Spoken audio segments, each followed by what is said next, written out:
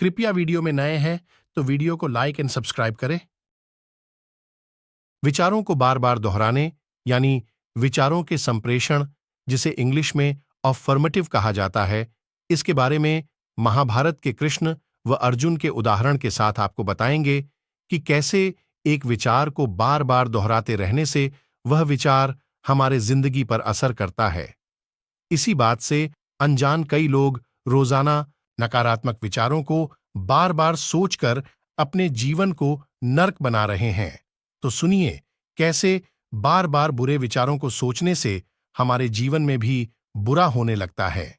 महाभारत में अर्जुन के सारथी भगवान श्री कृष्ण थे, जो उसे युद्ध की पूरी अवधि में यही संदेश देते रहे कि कौरवों की पराजय अवश्य होगी। अर्जुन, तुम महावीर हो, तुम कारण को मारने में अवश्य सफल रहोगे। तुम्हारे साथ सत्य की शक्ति है, परमात्मा की शक्ति है। इसकी विपरीत कर्ण अर्जुन से कहीं अधिक वीर और साहसी होने पर भी दुविधा में पड़ डटा रहा। उसकी मां कुंती ने युद्ध से पूर्व यह वचन ले लिया कि वह युद्ध भूमि में अर्जुन के सिवाय और किसी भाई को नहीं मारेगा।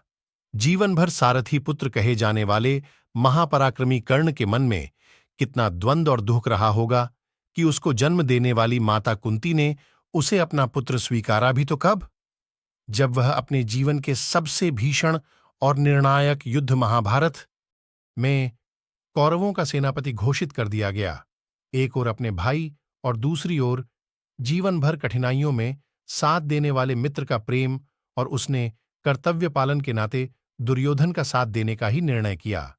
सारथी पुत्र विशेषण से युक्त कर्ण के सेनापति बन जाने के बाद भी कोई प्रतिष्ठित राजा उसका सारथी नहीं बनना चाहता था। दुर्योधन ने अपने दबाव से मद्रदेश के राजा शल्य को उसका सारथी बनने के लिए विवश किया, और शल्य, जो नकुल तथा सहदेव पांडवों के सगे मामा थे, कभी नहीं चाहते थे कि कर्ण की अर्जुन पर विजय प्राप्त हो। इसके लिए उन्होंने एक मनोवैज्ञानिक विधि अपनाई।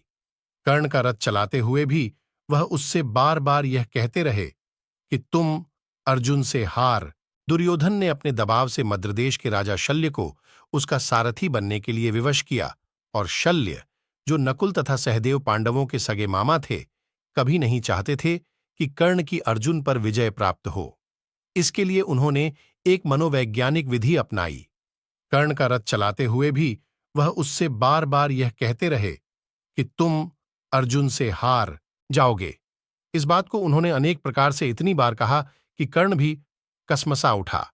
इस तरह एक ओर अर्जुन था, जिसके सारथी योगीराज कृष्ण उसमें उत्साह, आत्मविश्वास और विजय के विचार तथा भावनाएं भर रहे थे, तो दूसरी ओर दुविधाग्रस्त कर्ण था, जिसके मन में शल्यहीनता, हताशा तथा हार के विचार भर रहा था।